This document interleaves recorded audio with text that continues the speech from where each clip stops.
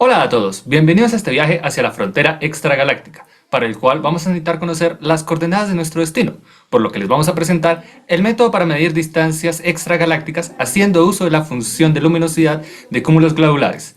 Acompáñenos. Primero que todo, tenemos que tener la definición de qué es un cúmulo globular. Repasemos qué son los cúmulos globulares. Se trata de grupos densos, de entre 10.000 y 1.000.000 de estrellas, que orbitan una pequeña región del espacio, normalmente de unos pocos parsecs de tamaño. Estas estrellas son muy antiguas, y algunas incluso podrían datar de la formación de nuestra galaxia, o incluso de antes. Hablando ya de la metodología de la función de luminosidad de cúmulos globulares, el primer paso para aplicar este método consiste en estudiar los cúmulos globulares de nuestra galaxia a través de otro método, como por ejemplo el de las cefeidas. Podemos medir así la distancia a estos cúmulos y obtenemos una distribución de magnitud absoluta de los mismos. En esta gráfica, por ejemplo, podemos ver la distribución de magnitudes de los cúmulos globulares en una galaxia. La mayoría de los cúmulos tiene una magnitud cercana al pico que observamos en el centro de la gráfica, lo que representa el valor de magnitud característica del sistema. Hacia la derecha, donde se encuentran las magnitudes más débiles, la frecuencia de cúmulos decrece notablemente, lo cual es un indicativo del límite de detección de cúmulos globulares tenues, debido a la incompletitud. Este comportamiento es típico en observaciones astronómicas, ya que es más sencillo detectar cúmulos brillantes que cúmulos más débiles. Este pico es clave para usar la función de luminosidad de cúmulos globulares como indicador de distancia. Ahora bien, como analizamos cúmulos globulares en galaxias lejanas, observamos distribuciones de magnitudes aparentes con formas similares. Aquí es donde hacemos una suposición importante. El proceso que formó los cúmulos globulares en nuestra galaxia también formó los cúmulos en otras, lo cual significa que el pico de distribución de magnitudes absolutas es el mismo para todas las galaxias. Ahora, tenemos que hablar del cálculo de distancias. Con la suposición anterior, podemos calcular el módulo de distancia a otras galaxias, aunque este método es empírico. Con ajustes estadísticos, generalmente gaussianos, podemos obtener una dispersión pequeña de aproximadamente 0.15 magnitudes, lo cual nos permite estimar distancias con una muy buena precisión. ¿Qué es lo provechoso de este método? O mejor dicho, las ventajas. Una de las principales ventajas del método es que los cúmulos globulares son más brillantes que las otras candelas estándar, por así decirlo, como las cefeidas. Y además, no varían con el tiempo.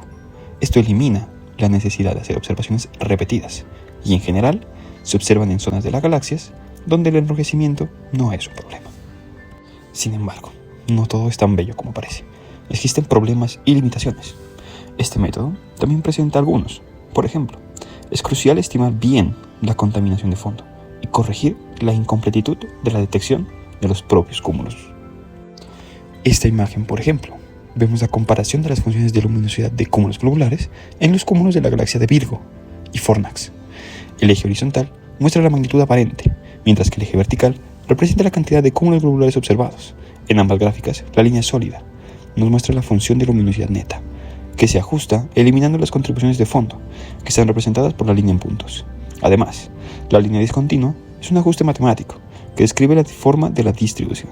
Observamos que ambos cúmulos muestran picos alrededor de la magnitud de 24, pero la distribución en Fornax es más aguda, indicando que es una mayor cantidad de cúmulos cercanos a esta magnitud.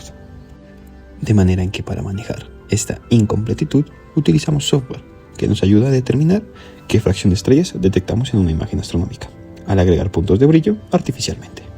Esto nos permite definir un límite de completitud, que es el punto donde menos del 50% de las estrellas son detectadas. En esta gráfica se muestra la fracción de detección de cúmulos globulares en función de su magnitud aparente.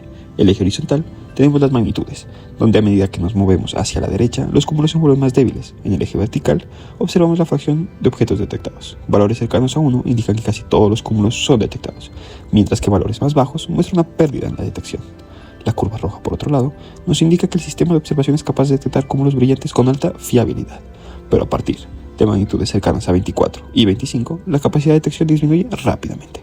Este es el punto donde se establece el límite de completitud, un valor crucial para determinar hasta qué magnitud podemos confiar en los datos obtenidos. ¿Y todo este método para qué nos sirve? Bueno, una aplicación reciente fue en el año 2017, donde se detectó una ráfaga de radiación electromagnética de la galaxia NGC 4993, tras la fusión de dos estrellas de neutrones. un equipo de astrónomos de la Universidad Nacional de Seúl utilizó este método para estimar la distancia a esta galaxia, obteniendo un valor cercano de 44.1 megaparsecs.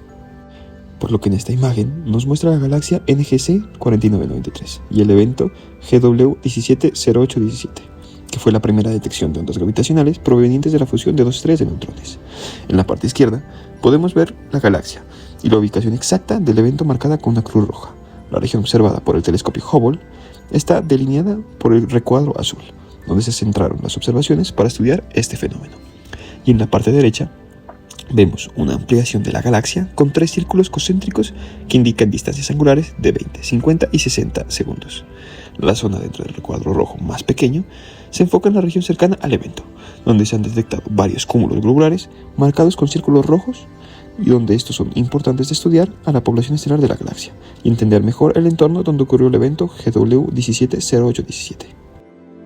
A partir de la luminosidad de estos cúmulos globulares y eliminando la contaminación de fondo por otros objetos cercanos, se obtuvo la distribución de magnitud aparente para los cúmulos de esta galaxia, en donde la línea punteada roja representa el límite de completitud y la curva azul un ajuste gaussiano que permite identificar el pico de la distribución en 25.6, con la cual, asumiendo que el pico de la distribución de magnitudes absoluta es de menos 7.62, se obtuvo un módulo de distancia de 33.22.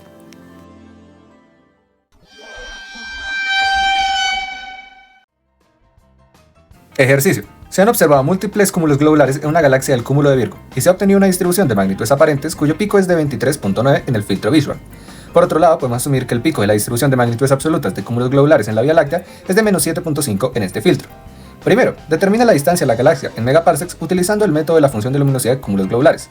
Segundo, ¿es este resultado consistente con la distancia obtenida por otros métodos al cúmulo de Virgo de 16.5 megaparsecs? Bueno, muchas gracias a todos por acompañarnos en la explicación del método. Mi nombre es Alejandro Guerrero Pantoja. Hasta la próxima.